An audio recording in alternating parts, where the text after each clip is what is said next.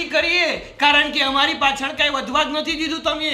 કારણ કે જેટલા પણ રૂપિયા, જેટલી પણ મિલકત હતી ને, એ પહેલાં તો એમના લગ્નની પાછળ ખર્ચી નાખ્યા. જે કાંઈ વધ્યું હતું ને એ પણ તમે સરખે એવી જ છે એને વેચી દીધું. બેટા તારે જે માનવું હોય ને તે માનતું. આ અમારો આખરી નિર્ણય છે. અને જો અમે અમારા જીવનમાં છે ને આ જ નિર્ણય પર અટલ રહેવાના છીએ.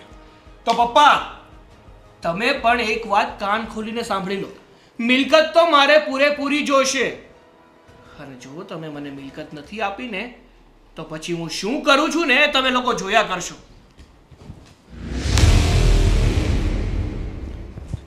આને તો હવે કેમ સમજાવો ને એ જ ખબર નથી પડતી. ખરેખર આ બંને દીકરીઓ પણ આપણું સંતાન છે. અરે એની સગી બહેનો છે, અને છતાંય મૂડી માટે થઈને, રૂપિયા માટે થઈને એ આવું વલણ અપનાવશે એ તો આપણે સપને